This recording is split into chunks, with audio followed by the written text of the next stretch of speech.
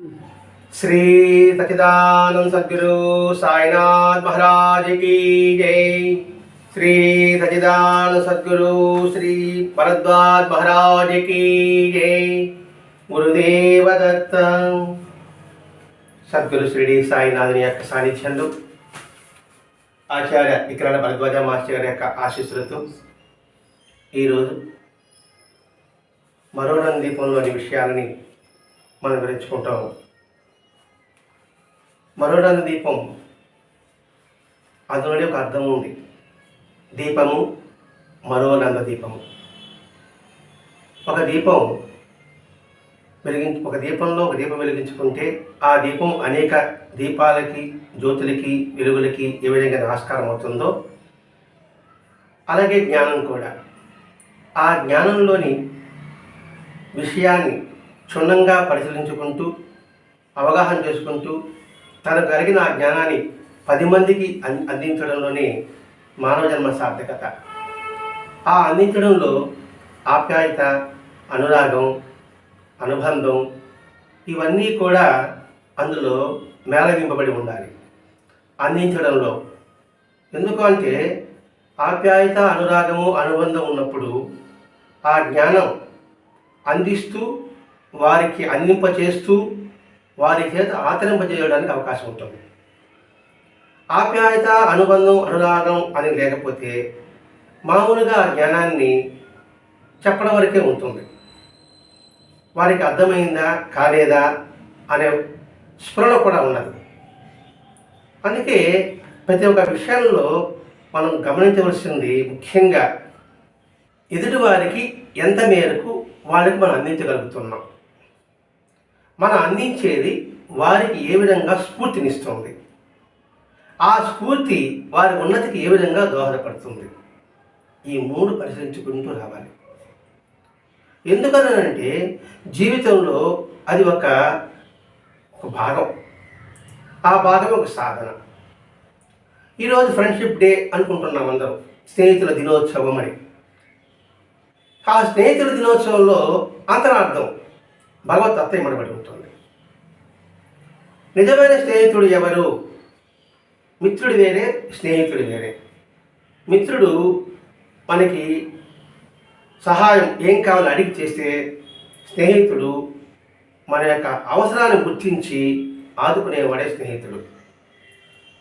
తల్లిదండ్రులు వాత్సల్యాన్ని అందిస్తారు. రక్త సంబంధికులు బాధ్యతని స్వీకరించగలరు.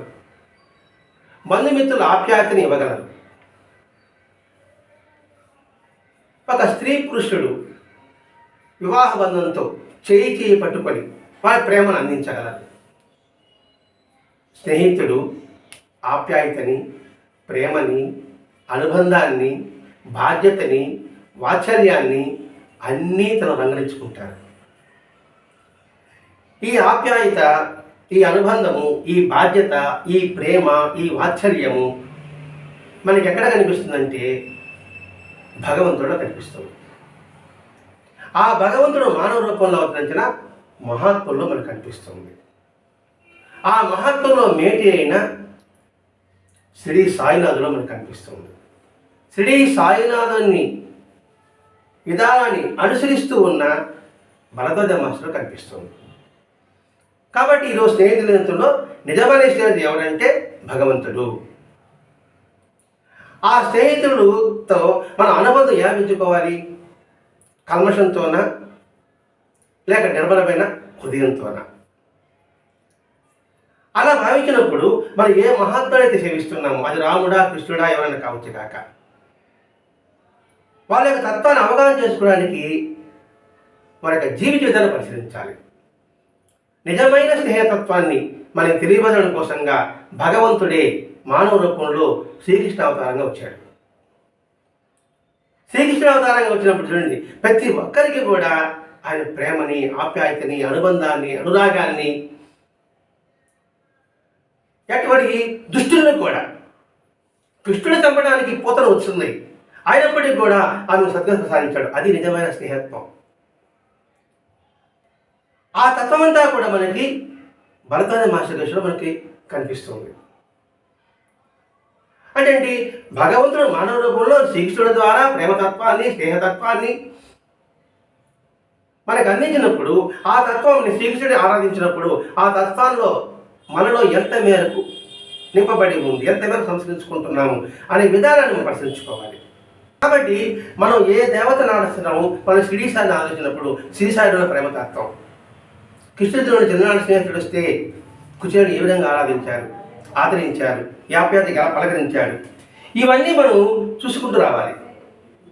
అంటే నిజమైన స్నేహత్వం ఏమిటో మనం గుర్తించగలగాలి.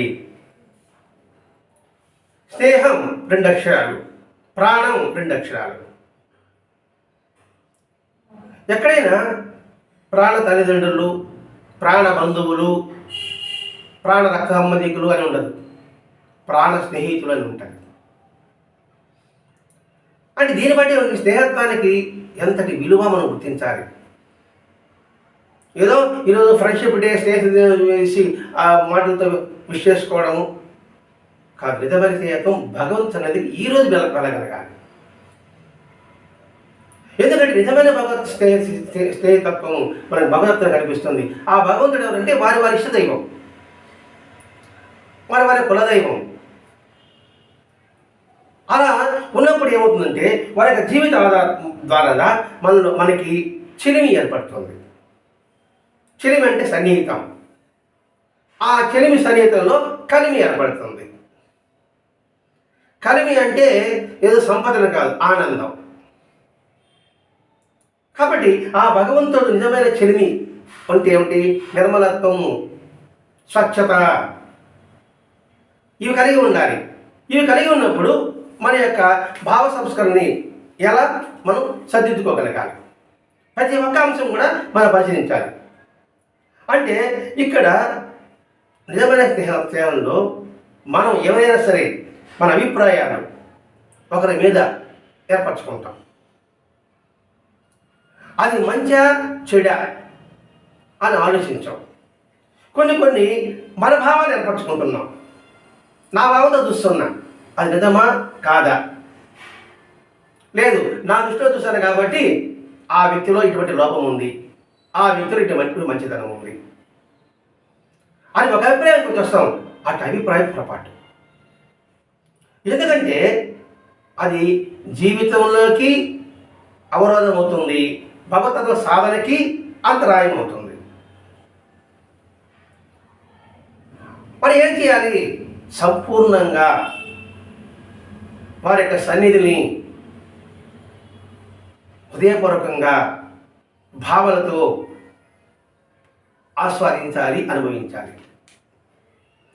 లేకపోతే ఏంటంటే జీవితం వ్యర్థమవుతుంది, బతకడం అవుతుంది. మరి దీనికి ఏం చేయాలి అంటే శ్రీ సాయి తత్వం. నువ్వు చూసేంతా కలిసి నేను అనే ప్రేరణలో రూపంలో నేను సంచరిస్తున్నాను అనే భావన కనుక గుర్తించనుకోండి, భావం ఉన్నతమైన స్థితిలో ఉంటుంది. ఆ భావం లేదనుకోండి, మన చూపు, మన మాట అందరిలో భావన సంగతి మరుపు వస్తుంది. అందుకని ఇక్కడ అన్యం కాదు, ఉన్నది ఒకటే అనే భావాన్ని కల్పించుకోవడం. అలా మన సాధనకి అందరికీ మూలమైన దృష్టికోణాన్ని మార్చుకోవాలి. మార్చుకోకపోతే ఏమైంది? దృష్టికోణం ఎందుకు పొరపాటు పడుతుంది అంటే ఎదుటి వారిలోని మంచి చెడుని మన భావాలతో, మన దృష్టితో చూడడం వల్ల. ఎందుకు ఇలా జరుగుతుంది అని ఆలోచించాలి. అందుకనే ఇది ఇలా జరుగుతుంది, ఇది ఎలా జరగాలి, కాబట్టి వాళ్ళు ఇలా చేశారు అనే భావాన్ని ఎప్పుడూ కూడా ఏర్పరచుకోకూడదు. దేని గురించి కూడా ఇది ఇలా జరుగుతుంది, వీరు ఇలా చేస్తారు, లేదా ఇది ఇలా జరగాలి, ఆ విషయంలో అలా జరగాలి అనే భావాన్ని ఎప్పుడూ కూడా అనుకోకూడదు. మరి అనుకోకుండా ఎలా ఉంటావయ్యా? నువ్వు ఎవరిని ఆశ్రయించావు, ఎవరిని విశ్వసించావు? బాబాను విశ్వసిస్తున్నాం, లేదా కృష్ణుడిని ఆరాధిస్తున్నాం, కృష్ణుడు అనేక రూపాలు అందరికి దర్శనమిచ్చేవారు కదా, అందరికీ ప్రేమను పంచలేదా? అందరిలో కృష్ణతత్వం ఉందని చెప్పేసి ఆయన అందరికీ అనుభవాలు ఇవ్వలేదా? పిలిగినప్పుడు వారి పట్ల నీ భావాలు ఎలా ఉండాలి, నీ ఆలోచన ఎలా ఉండాలి, నేను చెప్పినట్టే వాడు వినాలి అనే భావన ఉండకూడదు. నేను చెప్పిన వాడు తప్పకుండా చేసి తీరాలి అని కూడా ఉండకూడదు. అంటే ఎందుకు అని అనుకుంటే మనం చెప్పిన పని సరైనదో కాదో మనకి తెలియకపోవచ్చు కూడా. కాబట్టి ఏం చేయాలి? భగవతత్వాన్ని మనం విశ్వసించాలి, అంటే శాస్త్రాన్ని విశ్వసించాలి. ఆ శాస్త్రానికి ప్రతిరూపం గురు స్వరూపము. కాబట్టి ఆ గురువు చెప్పిన జీవిత విధానాన్ని మనం పట్టుకోగలగాలి. వారు చెప్పినట్టు చేసుకుంటే హాయిగా ఉంటుంది, ఆనందంగా ఉంటుంది. అందుకని మహాత్మా జీవితం పాటించమని చెప్పడం. ఈరోజు మనం మనోదేవం గురించి తెలుసుకుంటున్నాం. మాస్టర్ గారి జీవితం, మాస్టర్ గారి మనం ఏం నేర్చుకోవాలి? ఆయనలో ఉన్న నిరాడంబరత నేర్చుకోగలగాలి, ఆయనలో ఉన్న ఇంద్రియ నిగ్రహం నేర్చుకోగలగాలి, ఆయనలో ఉన్న జిహ్వ చాపల్య రహితాన్ని నేర్చుకోగలగాలి, ఆయనలో ఉన్న శాంతిత్వాన్ని నేర్చుకోగలగాలి. సర్వజీవుల ప్రాణుల పట్ల ఆయన ఇచ్చిన సహకారం గుర్తు చేసుకోవాలి. నిరంతరము తన గురు స్మరణ పట్ల ప్రతి క్షణాన్ని ఏ విధంగా తన రచన ద్వారా ఆ గురుస్మరణ చేశాడో తెలుసుకోగలగాలి. అలాగే గృహస్థుగా తన ధర్మాన్ని ఏ విధంగా పాటించాడో తెలుసుకోగలగాలి. తన బిడ్డల పట్ల తండ్రి యొక్క బాధ్యతని, తన కర్తవ్యాన్ని ఎలా నిర్వర్తించాడో తెలుసుకోగలగాలి. ఆ తర్వాత నిరంతరము గురు సన్నిధిలో అనుక్షణము ఆయన ఏ విధంగా ఉన్నాడో దాన్ని గుర్తించగలగాలి. ఈ లక్షణాలు కానీ మనం అలవర్చుకోగలిగామనుకోండి, ఆయనతో నిజమైన స్నేహత్వం, అనుబంధం, ఆత్మబంధం, ఆప్యాయత దృఢతరం అవుతుంది. అప్పుడు మనం ఏం చేస్తాం? మనకు ఎటువంటి భావం వస్తుంది?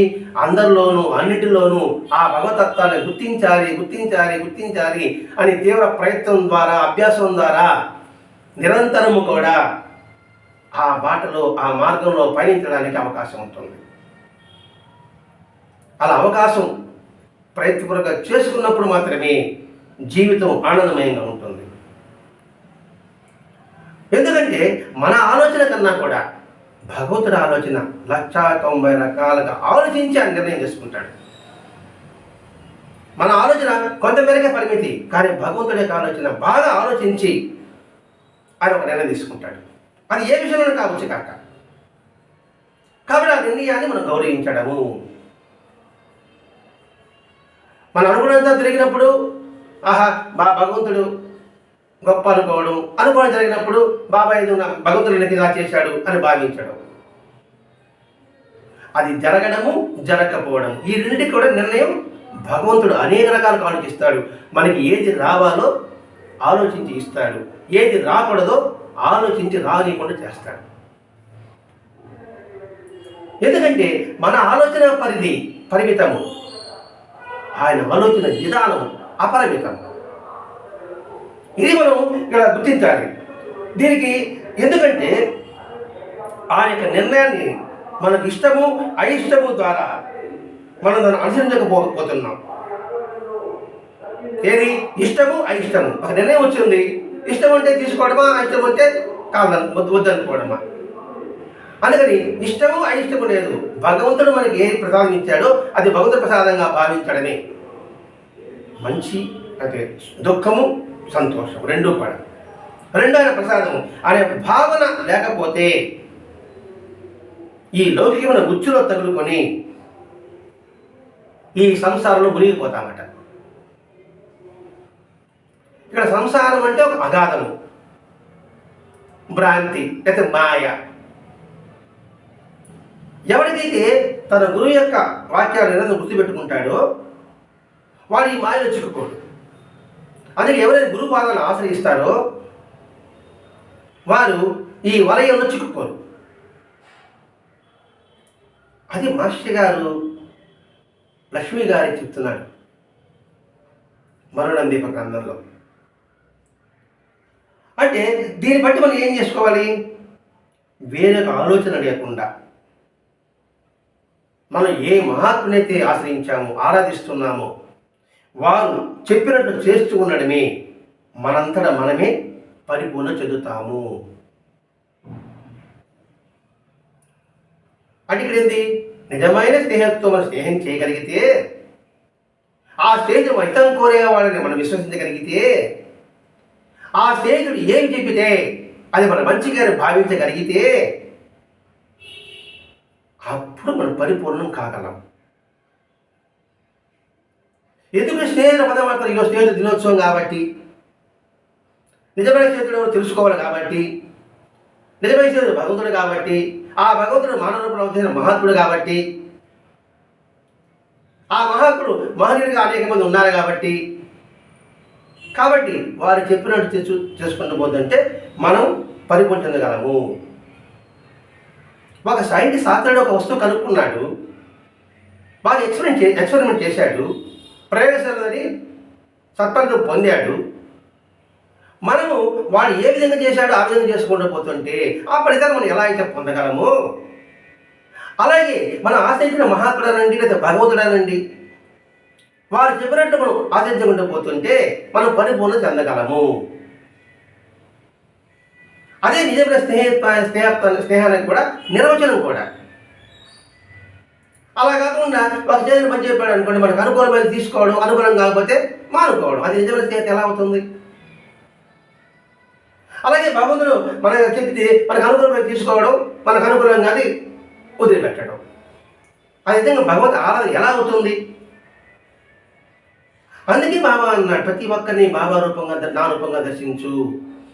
నువ్వు ఏ ప్రాణి హింసించినా నన్ను హింసించినట్లే, నువ్వు ఏ ప్రాణిని ప్రేమించినా నన్ను ప్రేమించినట్లే అని బాబా ఎందుకు చెప్పాడు?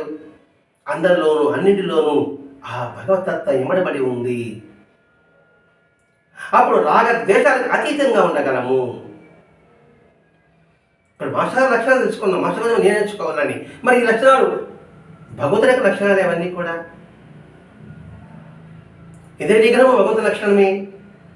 దేవతాపలని రహితం, దేవతాపలను లేకుండా చేసుకోవడం, ఇలా ప్రతి ఒక్కటి అనుభవించుకుంటూ రావాలి. అనుభవించుకు వచ్చినప్పుడే ఆనందం. మనిషి యొక్క జీవితం ఎందుకు? ఆనందం కోసం. మరి ఆనందానికి సంబంధించిన విషయాలని ఇలా మనం నిజమైన స్నేహితుల విధానం నుంచి మనం గ్రహించగలగాలి. కానీ ఇక్కడ ప్రతి ఒక్కరిని బాబా రూపంగా దర్శించుకుంటూ మనలో ఆ దృష్టి తిరిగిపోకుండా బహు మెలకువగా ఉండాలి. కొంతసేపు ఉంటుంది, కొంతసేపు జారిపోతుంటుంది. అంటే నిరంతరం మెలకువ ఉండు.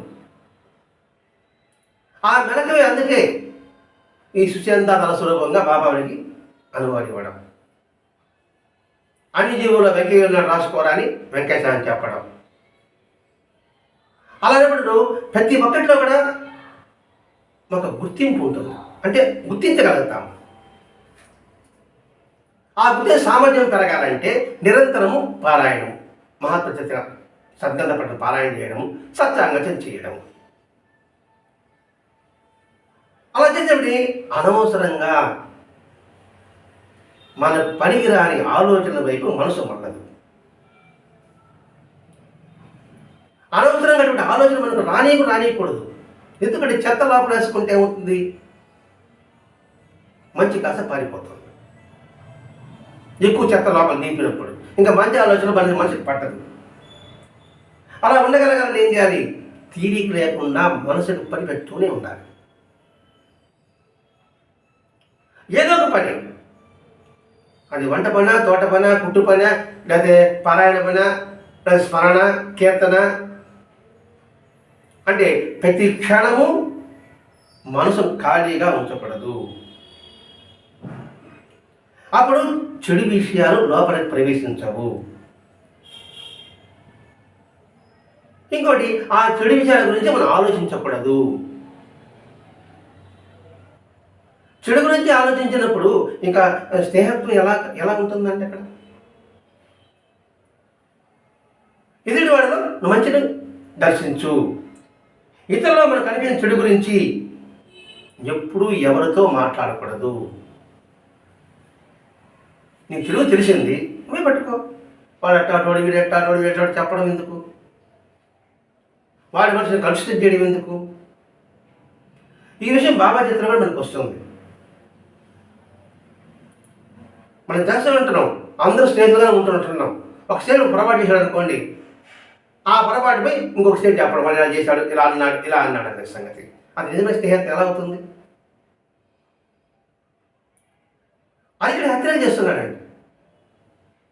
మరణ దీపంలో లక్ష్మి గారి వరదాద మహర్షి గారు అందించిన సారాంశం ఇవన్నీ కూడా. ఇతరుల మన చెడు గురించి ఎవరితో మాట్లాడకూడదు. అలా చేస్తే వాటి వల్ల మన మనసే కలుషితం అవుతుంది. శుభ్రంగా ఉన్న నీటిలో మనమే మురికేసుకున్నట్టుగా. అలా మురికేసినప్పుడు ఇంకా నిజమైన ఆప్యాయత ఉండదు, నిజమైన అనురాగం ఉండదు. అంతా కల్లా కపటంతో ఈ లోకము, ఈ ప్రపంచము అంతా అట్లాగే కనపడుతూనే ఉంటుంది. అలా కనపడినప్పుడు ఏమవుతుంది? మనసు ఎప్పుడూ కూడా ఆందోళనగా ఉంటుంది, అశాంతిగా ఉంటుంది, అసంతృప్తిగా ఉంటుంది. ఏదైతే తృప్తి కోసం మనం పాటుపడుతున్నామో అది కాస్త కనుమరుగైపోతుంది. శాంతి కోసం పాకులాడినప్పుడు అశాంతి వస్తుంది. కాబట్టి నిజానికి ఒకరిలోని దోషాలను గుర్తించే ముందు మనలో లోపాల గురించి ఆలోచిస్తూ ఉండాలి. అందుకే అంటాడు, ఎదుటివాడు ఒక ఏళ్ళు చూపించేటప్పుడు నీ వైపు 3,000, 2,000 చూపించేటప్పుడు 3,000 నీ వైపు ఉందనేసి. ఇతర దోషాలతో మనకేం పని? అంటే ఇక్కడ ఇతరంటే మహాత్ములు ఆశ్రయించున్నాము, నిజమైన భగవంతుడు అనుకుంటున్నాము, ఆ భగవంతుడి యొక్క లక్షణాలను తెలుసుకుంటున్నాము, ఆ భగవంతుడే అన్ని రూపాల్లో ఉన్నాడని వివరించుకుంటున్నాము. అలా వివరించుకుంటున్నప్పుడు నిజమైన జీవితం ఎలా మెరగాలని తెలుసుకోవడానికి ప్రయత్నం చేస్తున్నాం. ఆ ప్రయత్నంలో రాగ ద్వేషాలకు అతీతంగా ఏ విధంగా మనసును మలుచుకోవాలనే విషయాన్ని వివరించుకుంటున్నాం. అందుకని మొట్టమొదటి మనకి సత్యం కన్నా కూడా అసత్యమే ఎక్కువగా గోచరమవుతుంది. అంటే ఎదుటివాడ మంచి కన్నా కూడా ఎదుటివాడ దోషాలే మనకి స్పష్టంగా కనిపిస్తుంది. కాబట్టి గుణదోషాలతో మనకి పట్టించుకోవాల్సిన అవసరం లేదు. ఎందుకంటే మంచి అనేది వాడి భావనే, చెడు అనేది వాడి భావనే. ఇన్ని విషయాలు చెప్పుకుంటూ వస్తున్నాడండి. కాబట్టి ఇది చిత్తశుద్ధితో మనం ఎలాంటి వారమో మనమే గుర్తించుకోవాలి. హృదయపూర్వకంగా పరితాపం చెందాలి. అట్టి పరితాపం నుండే నిజమైన స్నేహత్వం ప్రారంభమవుతుంది. ఒకటి పొరపాటు చేశాను స్నేహితుడికి, ఆ పొరపాటు సరిదిద్దుకోగలగాలి, సవరించుకోగలగాలి, నిజంగా పశ్చాత్తాపం పడాలి, పరితాపం చెందాలి, అదే చిత్తశుద్ధితో ఉండాలి. అట్టి తీవ్రమైన పరితాపం ఉంటేనే నిజమైన బంధం అన్నామా, అనుబంధం అన్నామా, ఆత్మబంధం అన్నామా, స్నేహబంధం అన్నామా, ఏదైనా కావచ్చు కాక అప్పుడే ప్రారంభమవుతుంది. ఇది లౌకికంగా స్నేహితు దినోత్సవం అప్పుడు. ఆధ్యాత్మిక జీవితం కూడా అప్పుడే ప్రారంభమవుతుంది. ఆధ్యాత్మికం అంటే మనం సంస్కరించుకోవడం అనుకుంటున్నాము. మరి ఎందుకు ప్రత్యేకంగా ఈరోజు ఈ స్నేహితు దినోత్సవం వివరించుకుంటున్నామంటే బాగా గమనించాలి. మనం సంస్కరణ ఎలా సంస్కరింపబడాలో అది ఆ స్నేహత్వంలోని అర్థాన్ని, పరమార్థాన్ని గ్రహించడానికి ప్రయత్నం చేస్తున్నాం. ఇక్కడ నిజంగా ఆత్మవిమర్శ ఎవరు చేసుకున్నా, మనం చేసుకుంటే బాగా నిజాయితీగా మనకన్నా నికృష్టులు ఎవరు ఉండరనిపిస్తుంది. నిజాయితీగా ఆత్మ పరిశీలన, ఆత్మవిమర్శ ఎవరు చేసుకున్నా, మళ్ళీ నిజాయితీ చెప్తున్నానండి, అంటే మన ఆలోచనలు, మన భావాలు నిష్కథగా ఎలా ఉంది, ఒక వ్యక్తిని చూచాం, ఎలా ఉంది భావం, ఒక ప్రాంతానికి వెళ్ళాం, ఆ పరిసరాలు పరిశీలించాం, ఎలా ఉంది మన భావం అని ఆలోచించుకుంటే మనకన్నా నికృష్టుడు పదం వాడాడు ఇక్కడ. అంటే నీచుడు ఉండడు. అదో నిజాయితీ అన్నాడండి ఇక్కడ. నిజాయితీగా ఆత్మ పరిశీలన చేసుకోగలిగితే, ఆత్మవిమర్శ చేసుకోగలిగితేనే.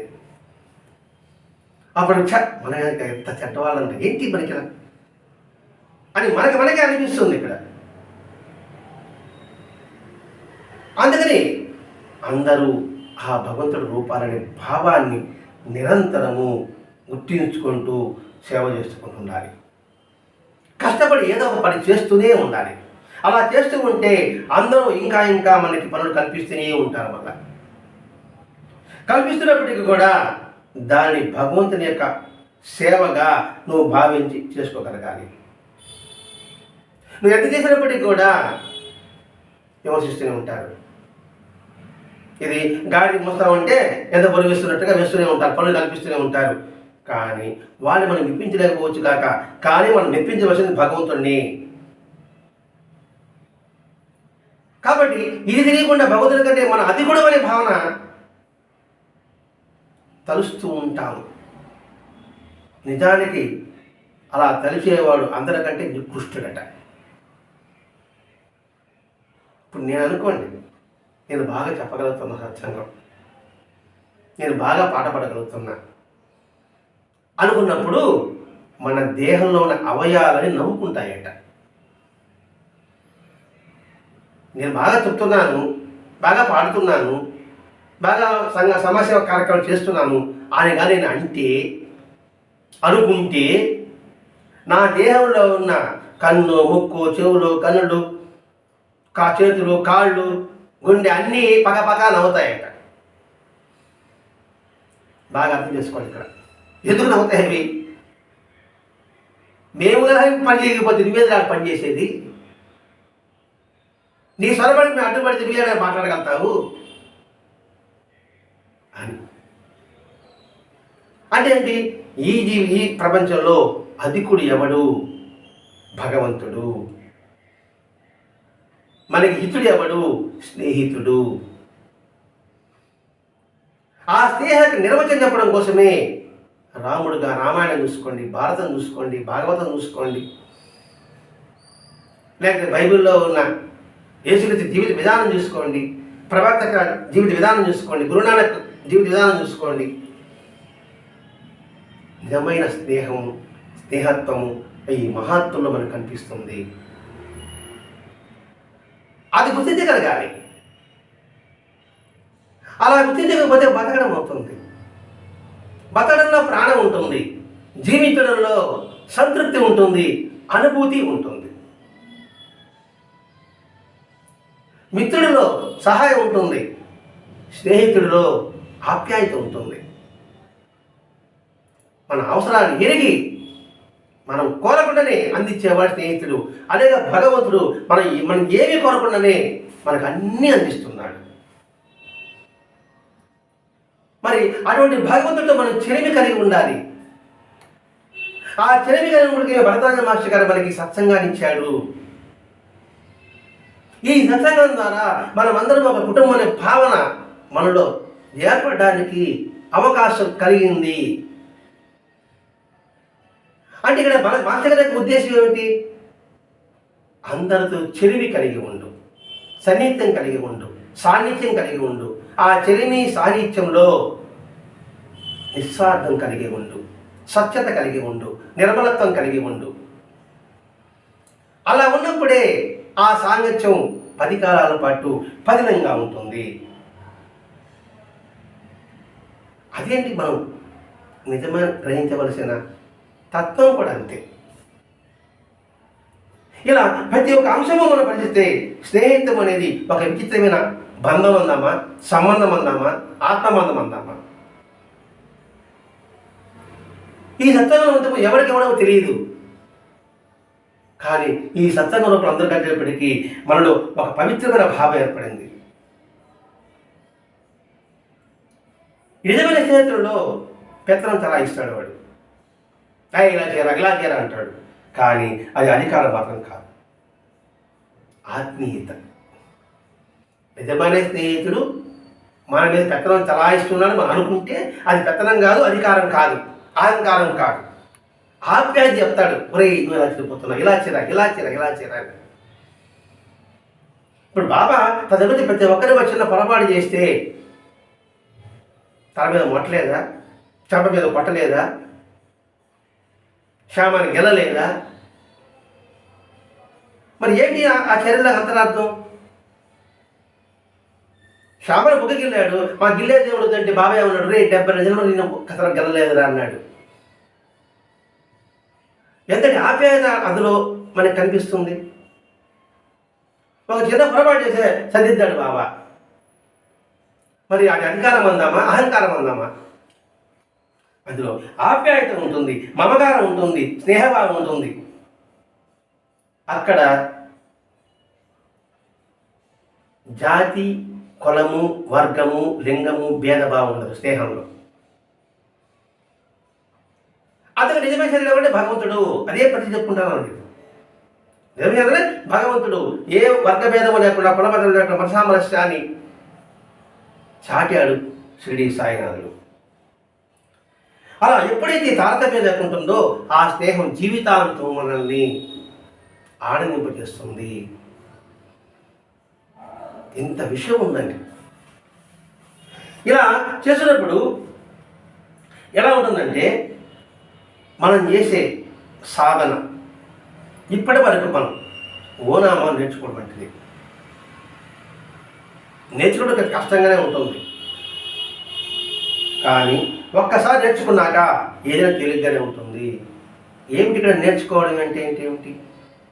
సాధన అన్నాడు, ఓనామాలు అన్నాడు, నేర్చుకోవడం కష్టంగానే ఉంటుంది అన్నాడు. కానీ అభ్యాసం చేస్తే నేర్చుకున్నాక అది ఇష్టంగా ఉంటుంది అన్నాడు. ఏంటి 3 పదాలకు అంతరార్థం? ఒక మంచివాడితో స్నేహం చేయాలంటే చాలా కష్టం, చాలా కష్టం. ఎందుకంటే వాడి వాసన మనకు పడదు.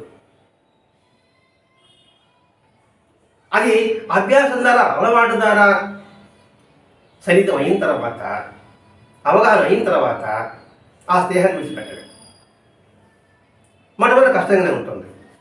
ఏదైనా అంతే, ఏ పనైనా మొట్టమొదటి కష్టంగానే ఉంటుంది. కానీ చేయగా అవుతుంది. పూర్తిగా వచ్చిన తర్వాత ఇంతేనా అని అనిపిస్తుంది. అందుకే నిరంతరము భగవంతుణ్ణి స్మరించు, నిజమైన స్నేహిత్వాన్ని స్మరించు. అలా చేస్తూ చేస్తూ ఉంటే మనసు ప్రశాంతం ఉంటుంది అనే విషయాన్ని ఇక్కడ తెలియజేస్తున్నాడండి. మనం చేసే పని వల్ల మన కీర్తి వస్తుందా, అపకీర్తి వస్తుందా అంటే, కీర్తి అయినా అపకీర్తి అయినా మన పూర్వపుణ్యం వస్తుంది అనేది మనం గుర్తించగలిగితే నిందాస్తుతులకి మనం అతీతంగా ఉండగలము. ఈ కోణంలో ప్రతి ఒక్క కోణంలో మనం పరిశీలించుకుంటూ రావాలండి. అప్పుడే నిజమైన సాన్నిధ్యం, నిజమైన సన్నిహితం ఎవరి పట్ల? సద్గురువు పట్లానండి, భగవంతుడి పట్టానండి. అలాగే ఈ సత్సంగంలో ఉన్న సత్సంగ సభ్యుల పట్ల అనండి. అలా చేసుకుంటున్నప్పుడు వివేకం మేల్కుంటుంది. వివేకం లేకపోతే పురోగతి ఉండదు. అది ఏ విషయంలో చెప్తాండి. భగవంతుని ఆరాధన అంటారా, లేదా కుటుంబ విషయంలో అంటామా, లేదా సమాజ విషయంలో అంటామా, బంధుమిత్రులతో అంటామా, భార్యాభర్తల మీద అంటామా, తల్లిదండ్రుల పట్ల అంటామా, స్నేహితుల పట్ల అంటామా? దీని పట్ల కూడా వివేకం కలిగి ఉండాలి. వివేకం ఉంటేనే పురోగతి ఉంటుంది. అంటే ప్రతి ఒక్క పాయింట్ అర్థం చేసుకుంటున్నామండి. ఇక్కడ ప్రయత్నం చేస్తున్నాం. హితము, స్నేహితము, దాని గురించే వివరించుకుంటూ వస్తున్నాం. కనుక ఏం చేయాలి? మనం వివేకులు మేలుకోవాలంటే 10 మందితో కలవాలి. ఇది ఎలా తెలుస్తుంది? ఏది మంచో తెలియదు, ఏది చూడో తెలియదు. 10 మందిలో కలిసినప్పుడే మన యొక్క వాసనలు బయటపడతాయి, మన యొక్క ఆలోచనలు బయటపడతాయి, మన భావాలు బయటపడతాయి. నలుగురు చేరాలండి, మనం ఒక విషయం మాట్లాడుకుంటున్నాము. ఒక్కొక్కరు విషయం చెప్తుంటారు, నా భావం నేను చెప్తుంటాను, ఇంకొకరికో భావం చెప్తుంటారు. అంటే ఏంటి? దృష్టికోణం ఒక్కొక్కటి విధంగా ఉంటుంది. నా తప్పు రేటు ఎలా తెలుస్తుంది? ఇంకొకటి చెప్తే తెలుస్తుంది. మనం పొరపాటు చెప్పాం. ఆ సైకిల్ అలా మాట్లాడి ఉండకూడదు. ఆ పని నేను అనుకున్నట్టుగా జరగకూడదు. ఎందుకంటే నేను అనుకున్నట్టుగా జరిగితే నష్టం కలుగుతుంది. అందుకని నలుగురితో కలిసినప్పుడు, మన భావాలు పంచుకున్నప్పుడు మనలో మంచి అయితే పెంచుకోగలుగుతాము, చెడు అయితే తొలగించుకోగలుగుతాము.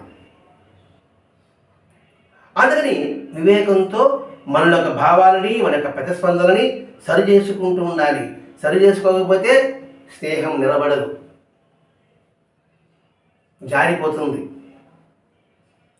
నిజమైన స్నేహానికి దూరం కూడా కాగలం. అపోహల వల్ల, మనస్పర్ధల వల్ల, సరిగా అవగాహన చేసుకోలేకపోవడం వల్ల. ఒక స్నేహితుల విషయంలో కాదండి, భగవంతుడి విషయంలో పడతాను.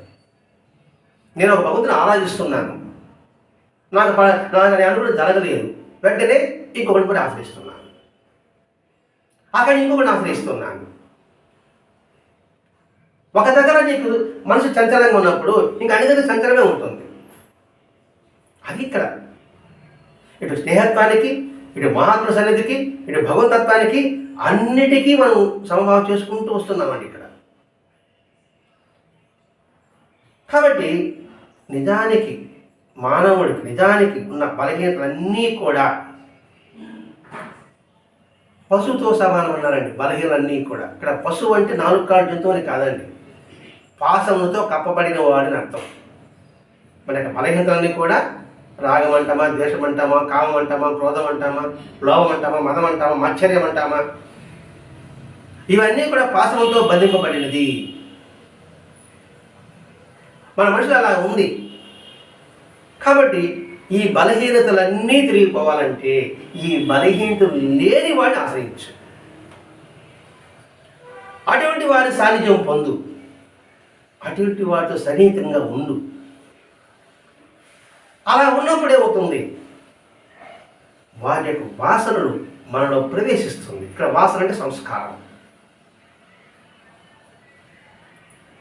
ఒక పక్క ఒకరిలో దుర్గంధం ఉంది, ఒక పక్క మల్లెపూల వాసన ఉంది. దుర్గంధం నుంచి ఆ గదిలోకి మారితే మల్లెపూల వాసన మనం ఆస్వాదించగలం. అలా కాకుండా ఈ దుర్గంధం అనుకోండి, ఆ మల్లెపూల వాసన వచ్చినప్పటికీ కూడా ఈ దుర్గంధం డామినేట్ చేస్తుంది. కాబట్టి దాన్ని వదిలిపెట్టాలి. దానికి వివేకం కావాలి.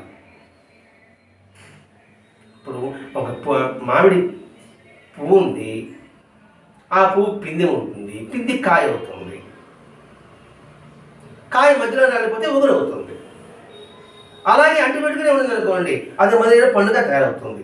ఇక్కడ అంటి పెట్టుకోవడం అంటే గురువుని అంటి పెట్టుకోవడమా, భగవంతుని అంటి పెట్టుకోవడమా, స్నేహితుని అంటి పెట్టుకోవడమా కాదు, సత్యము ధర్మాన్ని అంటి పెట్టుకోవడం.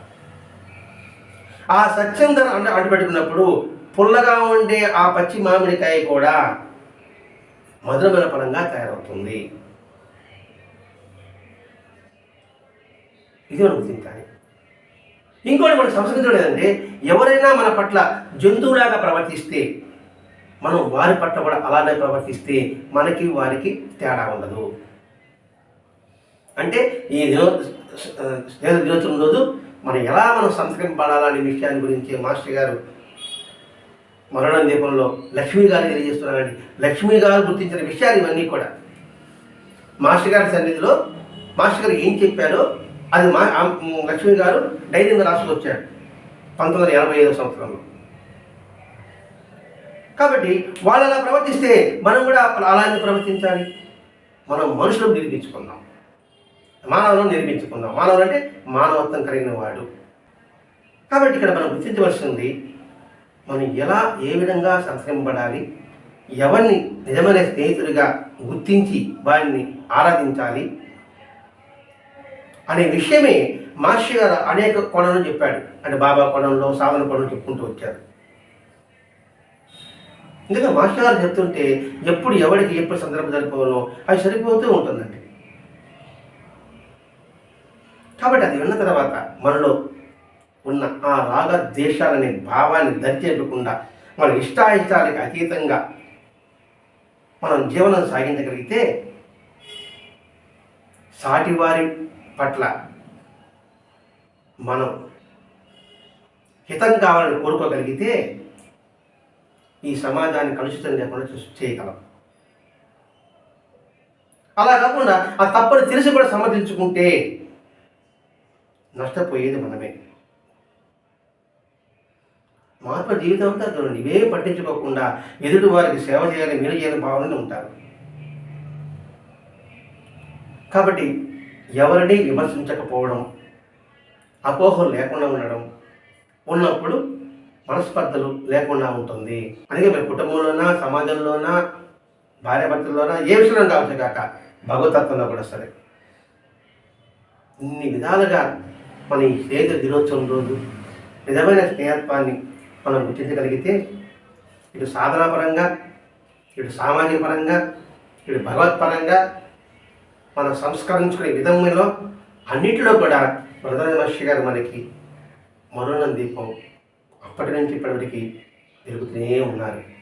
ఈ మరోనం దీపానికి మన హృదయమైన జ్యోతి ఆయన సన్నిధికి వెలిగించుకోగలిగితే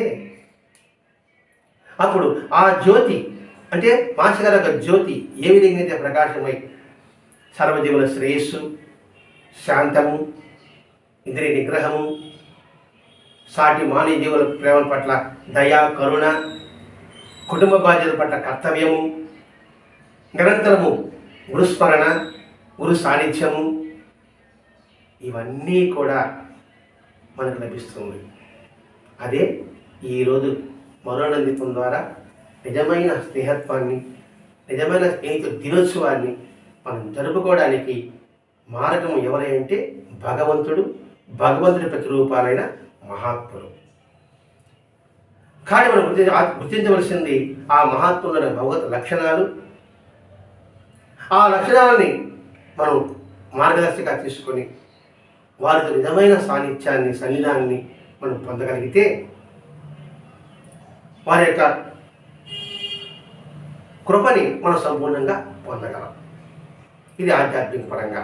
లౌకికంగా నిజమైన స్నేహత్వానికి శ్రీకృష్ణుడిని మనం ఆచరణగా తీసుకోగలిగితే ఆ కృష్ణుడి యొక్క తత్వం ప్రేమ భావాలు ఉంది కాబట్టి సాయి కృష్ణ అని ఏ విధంగా అయితే ఆయన పేరు సంప్రాప్తించిందో అది మనం గుర్తించాలండి.